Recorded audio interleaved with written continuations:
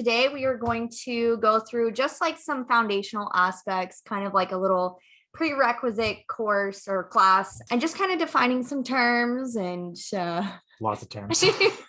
Making sure they're all on the same page with everything. I know Alex has some questions that he'll be asking today. And just starting to lay out some of the terminology and using some graphics so that we can explain like what's what. And then in the course, we're going to be diving deeper into each one of those things. I guess we'll start with the aura, right? So in human design, they talk about aura. And a lot of like spiritual practices and spiritual systems talk about it too. But in some of the videos that you'll be watching, and when we're talking about the empty space, meaning like what comprises your location, right? The boundary of your vehicle, it's not just your skin, right? So we understand that when we incarnate, right, we come into the carne, that is a particular process. And we've talked about the neutrinos and how the neutrinos push you into a space, right? And that's what the snapshot of when you take your first breath, right? You take your first breath and it's like a snapshot of where the planets were, which dictates what neutrinos came in, right? What angles. And so really this is your aura, right? All of that stuff that pushes you into your full space, your energy signature, your timeline, your fractal. A lot of times I think of it in sort of a metaphorical way where if you look at your human design chart, you can see different things, but it looks like when you think about it this way, that you're like an infinite, like don't just look at it like a two-dimensional picture, right? It's kind of like this infinite space that your energy, your essence, your infinity, your soul is, right? Like that's where it takes place in this space. That is your imprint. So this is more of what I think of like the aura. And when we talk about aura types, it tells us how that aura, that vehicle, that space digests the neutrinos, right? So that aura, depending on what it is, if it's a manifestor, projector, generator, reflector, whatever it is, it's describing how that vehicle really processes and takes in the neutrinos, which is our experience of life and time, right? So that's the science of how all of that works. So we've talked about in some of these videos, the personality crystal. Okay, so I'm going to share my screen here. On the right-hand side, this is the personality. That's what we call it. It's a keynote. And on the left-hand side, we call that the design, right? The design crystal. These are the two separate consciousnesses. In human design, they talk a lot about the illusion, right? That this life is an illusion. The illusion is that we are one thing, right? But we're actually these two different things, right? We have this personality crystal, which is not actually a crystal. It is a component of consciousness, right? That comes in when you take your first breath. That is the snapshot. So all of those numbers represent where the planets were when you come out of the womb and you take your first breath. So this would be the personality crystal. It's what you're aware of. We call it the soul, which that could even be its own topic. I was gonna say, so in the lessons first module, that helped me dramatically. Yeah. Like this is the mind, and some people call it the soul. Yeah. Because that's a massive concept. Yeah. That depends on what philosophy you're coming from. People are like, where is the eternal thing that I call the soul? So that's, I can equate that to, I'm raised Catholic, so that's still there. Like, it probably won't ever go away regardless of whatever esoteric teaching I'm in. So personality crystal is soul.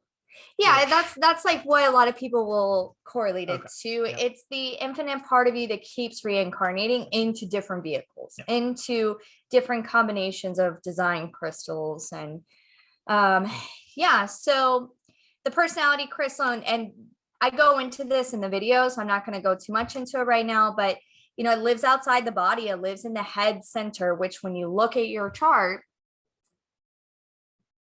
it's not fully in the body. Okay. So this is like an important aspect.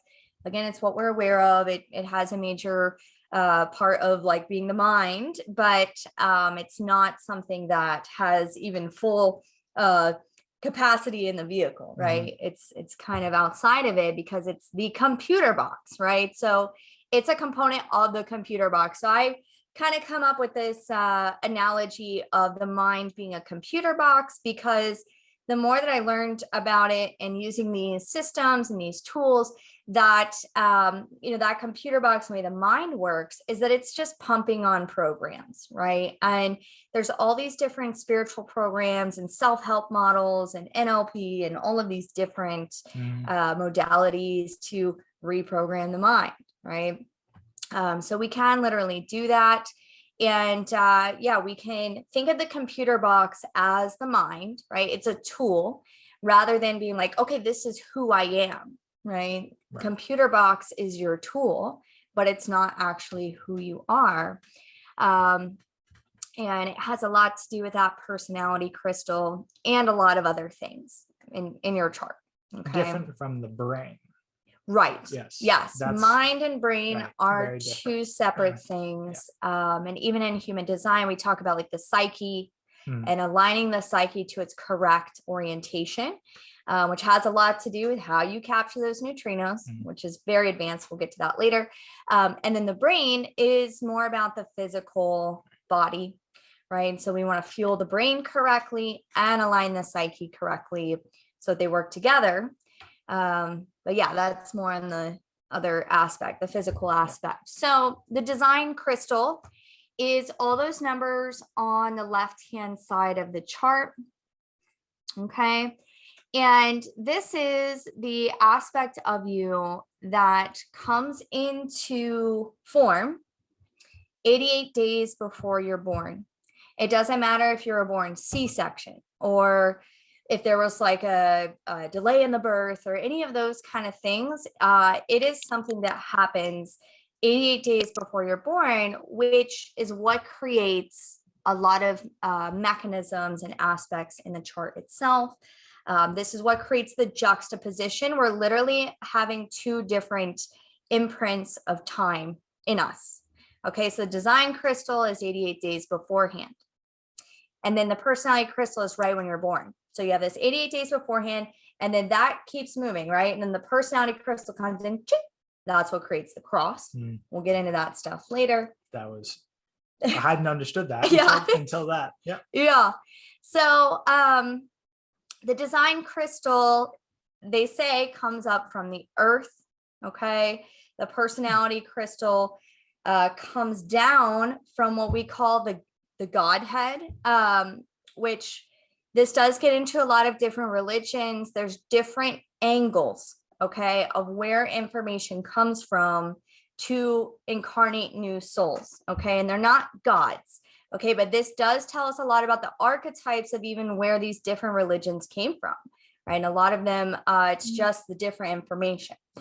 So, that's a little bit about the personality and design crystal. Again, the entire process of this, doing the strategy and authority, is moving the authority from the personality to the design, right? We're handing over the life to the design because just like our heart beats without us making it do it, the life actually has its own path.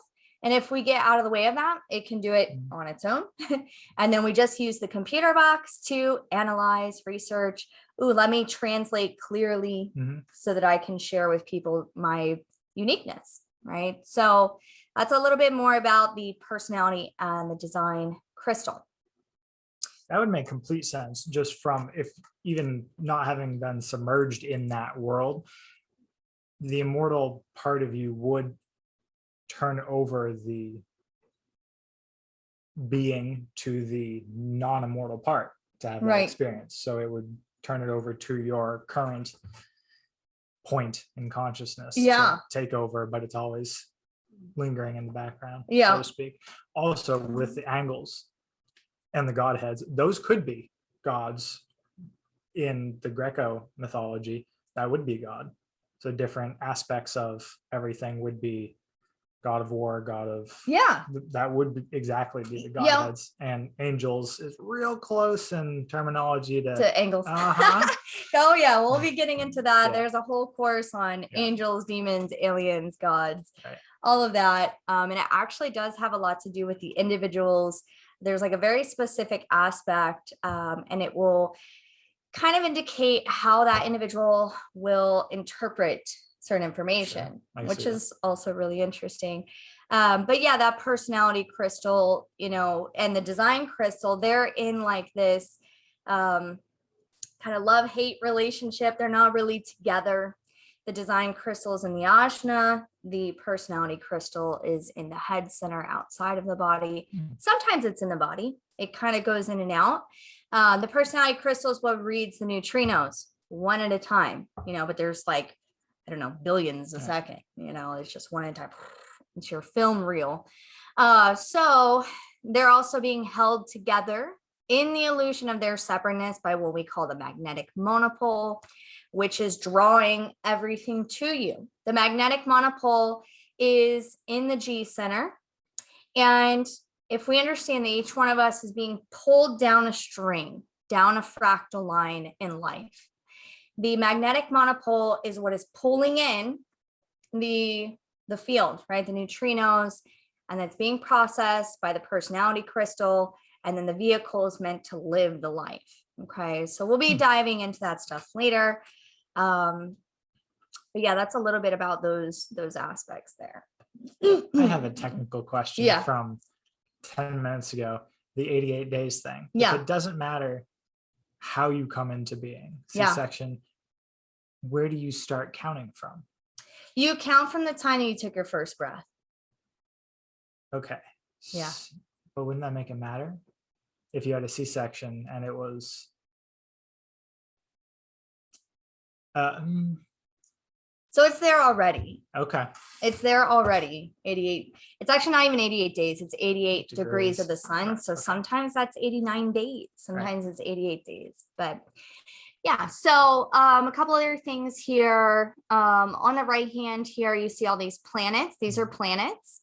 So I will give you guys, and I'll put it in the group in the class.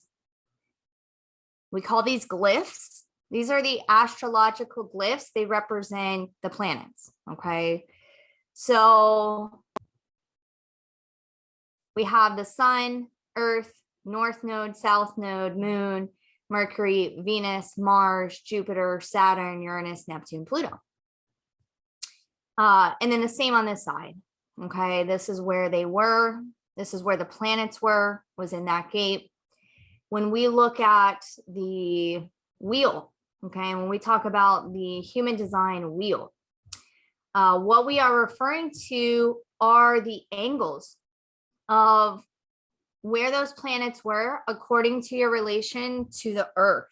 Okay, so as if you were, it's from the earth, and you're looking out and seeing where everything is. This is like the sky is being divided by 64 gates or hexagrams, which are the I Ching. Okay, the I Ching is like a super ancient system that correlates the elements, okay, and their combinations to describe the angles or the archetypes of our realm, right? So that's what you're looking at here are actually the elements and their combinations. Okay, well, that's for another day. But inside of this as well are the zodiac signs. Well, I guess I could stay on that one. Right? So we have Aries, Taurus, Gemini, Cancer, Leo, Virgo, Libra, Scorpio, Sagittarius, Capricorn, Aquarius, and Pisces. So when you look at astrology, this is an astrological chart. Let me just get it on my natal chart. Okay. So this is what an astrology chart looks like. And again, this is just the personality crystal, right? So astrology is only taking into account one aspect, okay? I love astrology. I studied it for many years. I tracked the transits every day for like 4 or 5 years. Just kind of learned a lot about it. I would not say I'm an expert on astrology, but I know a good amount. And I think it is very important to know some about it because it gives us another frame of reference or an angle to understanding things. So, for example, my sun code is in Scorpio. Who would have thought? And it's in the second house. Depending on the house system, I actually normally use,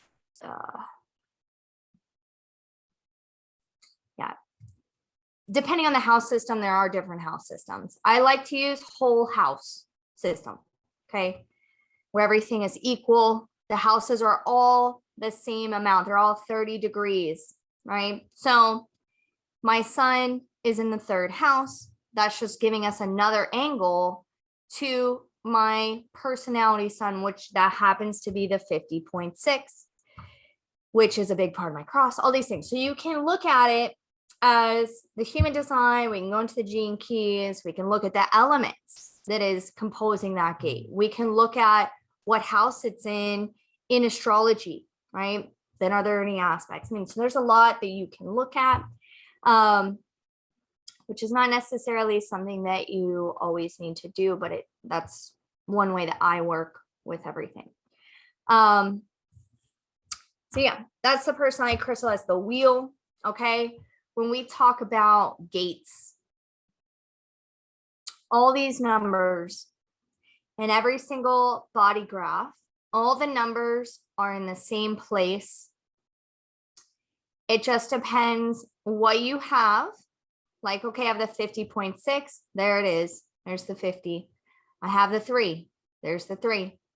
Okay, the orange one's here. Oh, look, the 31. It's right here. So it depends what planets you had in that wheel, in those gates. Okay, that is going to determine what is in your chart. Okay, so there are defined aspects, right? You see that there's white, that's undefined, anything white. That's where you're mostly receptive. And then there's defined aspects, which is the colored in stuff. We have the shapes, which are the centers. The centers are the aspects of you that they're basically either more on receiving. Okay, if they're white, that's more where you are receiving this whole field, right? I think of the centers like these aspects that take in that whole layer of the dimension. Okay, so we'll be going into all of these. I have like a whole course already on that. But as an example, the head center is the center of inspiration. So it's grabbing all of the questions, the doubts, confusions, the mysteries, the inner knowing or not, and all the things from that realm, right? And like I said, they're not chakras. They are specific mechanisms that can pull from that layer, okay? And we were not always 9-centered. You see that there are 9 centers. Prior to 1781, we only had 7 centers.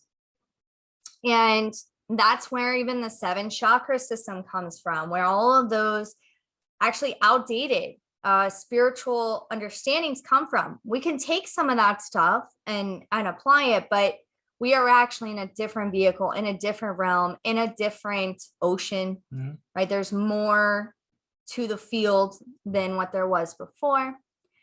So you have a body graph. You have your personality crystal here with the numbers, which are the gates. The gates are the I Ching, which are the directions of where those planets were when you were born. And they also correlate to your codons in your DNA and many other things, right? So you have the centers here, which like I said, are either where we're more receptive or where we can be more on output mode with the defined areas. We're going to constantly be seeing the binary duality of everything, right? So we have personality design. We have undefined, defined, right? We have these two calculations that are pitted up next to each other. We have the mind and the body. And so every chart is perfect. And it's not about like trying to fix the not self areas. Again, this is all about awareness. So it's about living with all 9 centers, whether or not you have it defined. Okay, so undefined is white. It's not part of your chart. Okay, it's something where you are seeing and receiving the wisdom from the outside world, from others, right? That's your classes that you're taking in this life. And then the colored in areas are the type of student you are. I like that. Yeah. That's good. So the colored in areas are like what's fixed in you. They do not change. Okay. And there's a lot that we can talk about how when we go into not self or distortion, right? Because that other binary, truth and distortion, they're always both there. The distortion is what allows you to come back to truth and see what is truth. But the distortion comes in through those white areas and it's expressed through your colored in areas, right? Your defined mechanisms can get wonky, right? Like they're not going to operate correctly because you're operating out of not self. Okay. So when we talk about popping out of the matrix, popping out of the illusion, we are learning to really become fully ourselves. And so these white areas become a huge key, right. You know, and a lot of times I've done a lot of readings and stuff and gone through the not self things, even my own process with it. Sometimes I feel like we don't really take them as important as they are. I was going to say, people probably brush them off a little bit. I'd brush them off. Yeah. And I did too. And it's like, no, study each one, you know, and we'll be going through all that. Okay. So gates, centers. Okay. We have channels. The reason you have colored in areas is because you have 2 gates that connect the 2 centers. This is what we call a channel. All of the codons, which are the gates, the angles, are part of your genetics. And what it is it's one part of a gene and it's trying to attract the other half. Okay, this is actually what leads to connection in our realm. It also leads to problems, but it's our relationship dynamics. Okay, so basically, and we'll go into this later and then in a way later class, but when you put one chart, like my chart, and then your chart on top of each other, and you see what's defined, you see where there's connections. Like I have one piece, you have the other piece, right? That is the connection, the chemistry. Becomes love hate, but it's a connection, right? You can also see where you might have the same channel as someone, right? That's companionship. And there's all these different things that we can look at, but this even describes how we are in relationships and with each person, the dynamics that come about from that. But if you just look at your own chart and you see, okay, what channels do I have? Okay, well, I have the 1034 and I have the 2838. You don't even have to know what they mean, right? But you can identify those are the channels.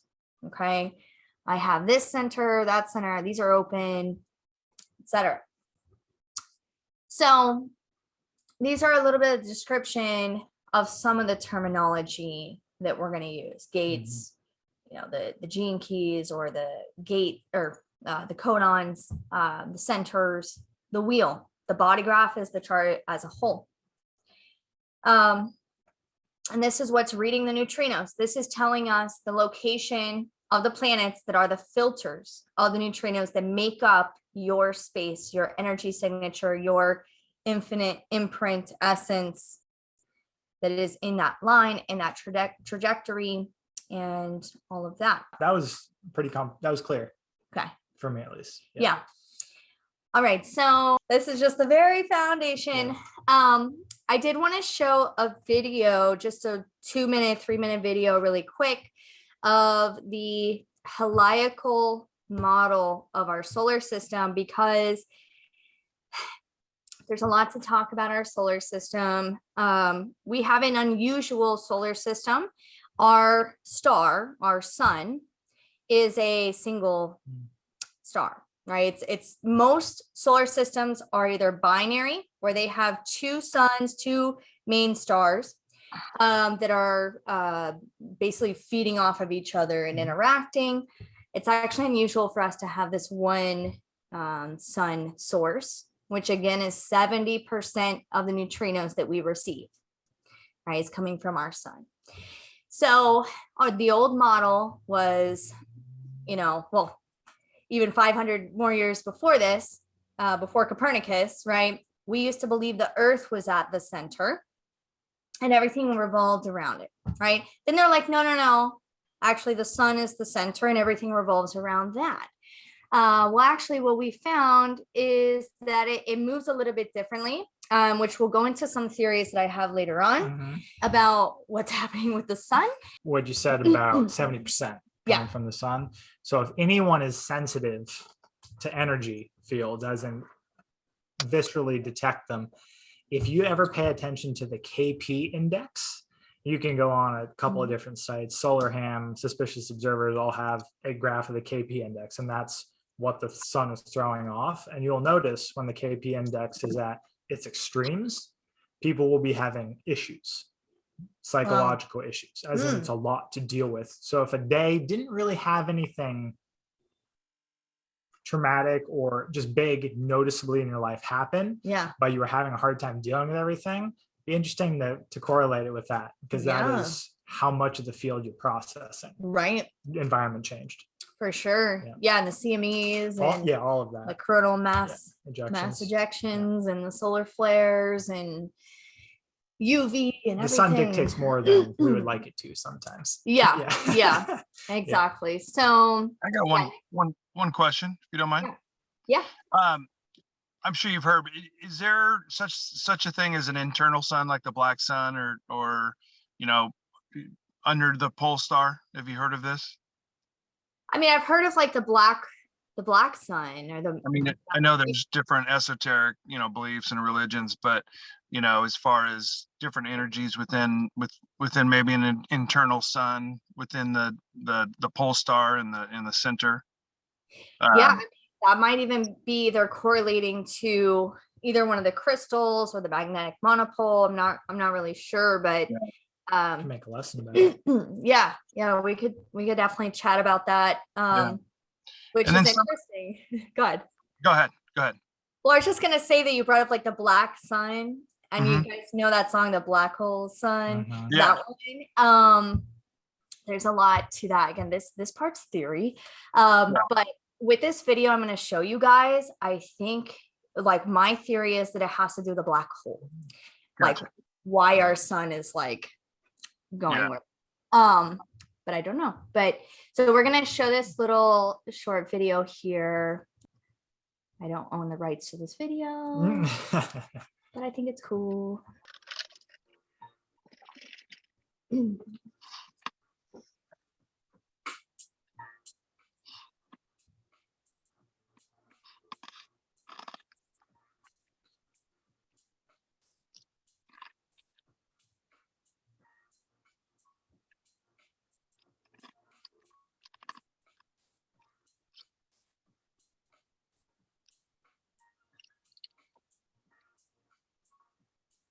This is what I want to make with the dates.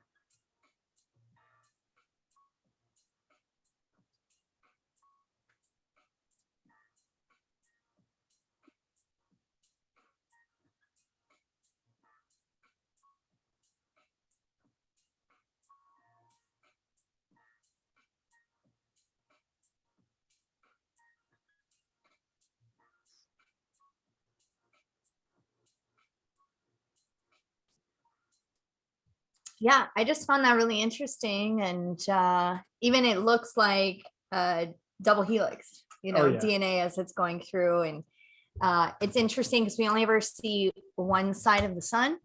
Same with the moon. Yep. We don't actually ever see the other side of the moon. What the heck's going on? You throw a couple of meteor streams in there and things get real interesting. Yeah. And you realize why Earth has cyclical catastrophe cycles. Yeah. Yep. Yep. So if we somehow could look at hundreds of thousands of years, we would see that there are these major patterns. Long-term patterns. Yeah, very long-term patterns. There are even astrologers and scientists who study the long-term patterns of the outer planets. Okay, so we have inner planets like Mercury and Venus. Okay, and then beyond Earth, Mars, Jupiter, Saturn, Uranus, Neptune, Pluto. So these further ones, especially Uranus, Saturn, and Pluto and Neptune, because they take so much longer, when they come up together and they have certain placements where they link, there's major things that happen in the world. And that I think was even one of your questions. As in lesson one, it was, does that just create an environment for things to be catalyzed in, or are they directly affecting? I think it goes back to the quantum entanglement. Right. So that's a common misconception with astrology, is that the planets cause things, right? That's not really true. The planets are the macrocosm that we're looking at. We are the microcosm, and then we can look inside for our genetic microcosm. But yeah, so these scientists and astrologers, they study when these outer planets come together, or they make certain aspects. And even prior to this, the latest illusion on the planet, a lot of scientists and astrologers were talking about how the placements of Saturn, particularly conjunction with Pluto and the South Node, hadn't happened since the Black Plague, which was in the 1500s, I believe. But there was a lot of things that everyone was like, what the hell is going to happen? So yeah, there are some really good books on that. One of them is called Cosmos and Psyche. And I actually have that book here, but it correlates the evolution of the human psyche with the planetary lineups and all of that. So yeah, I just thought that video was really interesting and just giving us another perspective. So that's even, again, the micro or the macrocosm. So what I was talking about, how each one of us is being pulled down a line, and that there's all these neutrinos and everything that we're processing as we're moving through. It even looks like that on that video with the planets, right? They're being pulled behind the sun, right? Which, what I also thought was very interesting was how suns and stars and the reason that they glow and they put off this light, is the combination of the elements and the breaking down, on a molecular level, if I could say that word, coming down, and that is releasing the heat, right? So suns and stars and things like that are born and they die, right? So they eventually kind of just keep going down and down and down in their combinations, and then release a supernova, right? And a lot of mythologies and old systems, which I talk about in the cosmology section, talk about how Saturn used to be our sun, which goes back to the black hole sun, because Saturn being the sun, what they used to say was that we didn't actually have nighttime, and that the Himsa hand, the hand with the eye on it, that was the view of when we would look up into the sky at night. We would see Mercury, Venus, and then Saturn behind it. And then that sun died, which might actually have been the partner of our sun. Oh, interesting. I know that part. So I didn't know we were going to be getting Saturn death cult stuff already. Sorry. Yeah. So. And if you've heard talk about solar flash, a whole Yeah. bunch of people were expecting that within our lifetime. No one knows what that'll look like or if it would be the true supernova, but that'll change a couple things. Yeah. Yeah. Yeah. Another one of those catastrophe cycles. Yeah, which we could talk about that whole thing with the, you know, the magnets and the metal and the jabby jabs. But yeah, so I guess we're probably gonna be going down rabbit holes in these calls. We can't avoid them. Yeah. Yeah, so I just wanted to share that with you guys. You can kind of have a different perspective, you know, as we're looking at even just our solar system, our galaxies, how everything is kind of set up. And even within that, it talks about the death process and how even all the records, like people talk about Akashic records, this actually goes into the science of that, and it's not what most people think. It does involve Jupiter's moons and things like that, and the process of how information of consciousness is stored in our system. So I was trying to do basic class. Not with you. Nope. Okay, sorry guys, this is gonna happen. Anyways, food for thought. So does anyone have any questions on any of that we talked about? I'll shut up. I don't want to take you down any more rabbit holes. So. Yeah, there'll be plenty of time for rabbit holes. Don't worry. I love it though. I do love it. What are yeah. Quick question though? What are planets? Are they it's just a cluster of information? They're sentient beings with, you know, maybe a collective. What are they? Yeah, so planets are actually physical aspects. Some of them are made though completely of like gas, as an example. Like Jupiter, you could fly actually straight through it if that was possible.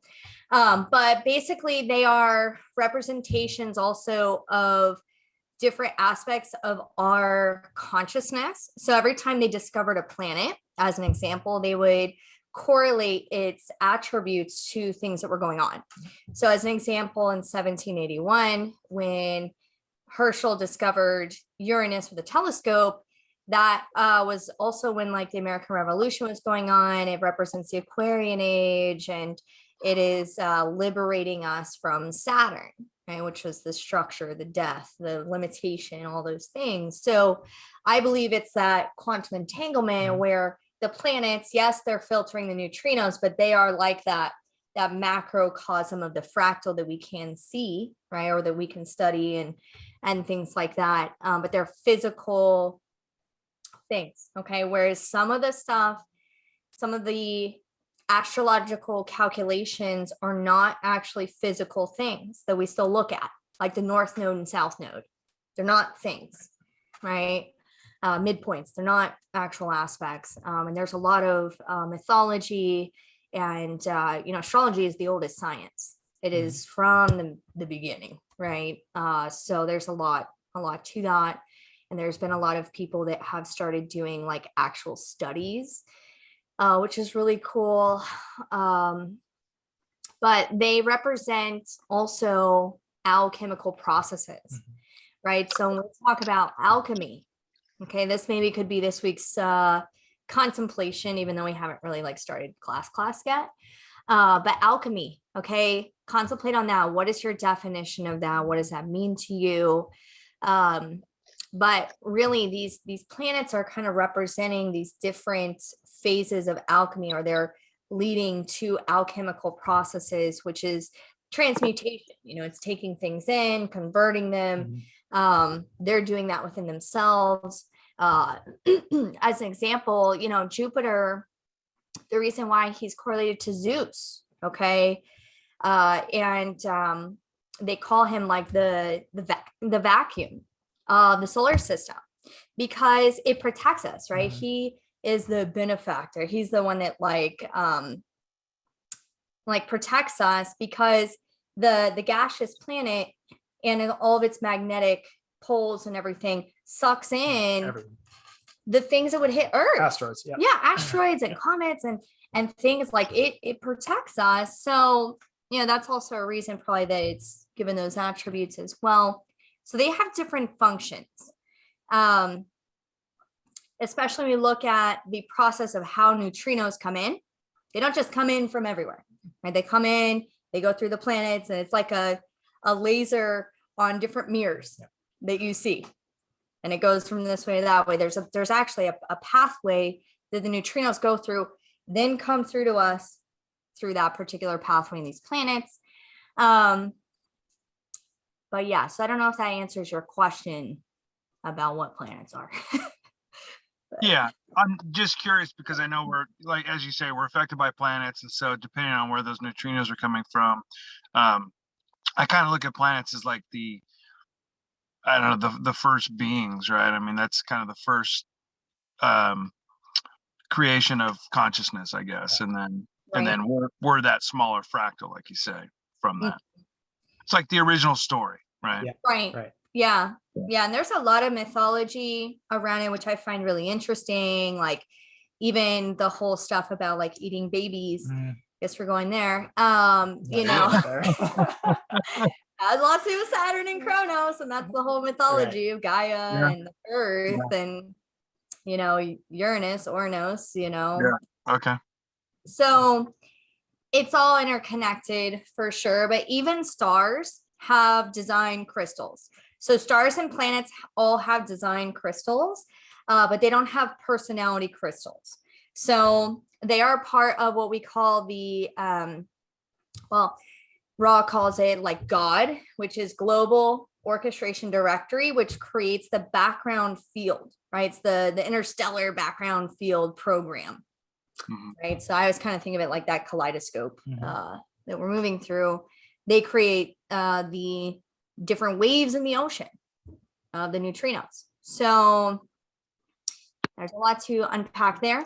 But yeah, contemplate on alchemy, what your definition of that would be, and what that means to you, because that is going to be a big part of this syncretism course as you're moving through taking this stuff and using on your own chart, because we are the true light workers, the shadow workers, the, you know, ones that are alchemizing the field, right? So we can be that straight line, not get caught in order, which I talked about in the had too much coffee. So sorry guys. Oh wow, I don't know how to just like basic. It's not you. You should. I can't. Yeah, I'm really excited for all of this. I hope that you guys were able to get into the portal and start watching the videos. It is a little bit easier for me to make the videos and organize them just so you guys have like a way to kind of go through it. And I think the calls, like the classes, they are going to be more structured starting next week, and where we can also have some fun and you know, connect different mythologies. Could be a lecture period where it's just information, and then the discussion and real juicy stuff. Yeah, for sure. The integration. Definitely. So I hope that you guys have your charts, have a notebook, right? Because of the weekly contemplations or that Google Doc that we talked about. Make sure you sign into the portal. Alex is going to send out an email or video. I'll do a little overview of how to use the portal for those people not super technologically inclined, just on how to get in, how are things organized. Make sure when you go through lessons to mark them as complete at the bottom. You'll start seeing a percentage, and at the top of the portal, you'll see something called EP. Those are engagement points. So every time you complete something, you get EP, and that dictates access to bonus modules. And then there will be little gamification features. So kind of unlock rewards and just little cool, fun things that'll make it not so dry. Even though this is the least dry information I can think of, it'll make it a little more fun. Engaging. Yeah, definitely. And we'll put in there the weekly, like the Zoom link. It's always going to be this Zoom link. Right. At the top, when you first open the course, I'll put in, now that we have a set schedule, it'll just be persistent Zoom information right when you, on that front page, right when it says perfection of your process, under that Zoom information, class time. And then on the left will be archived classes like this. And then there's a module on the left for podcasts in case you missed the last podcast, because usually it'll tie into something we were in the mode of that week.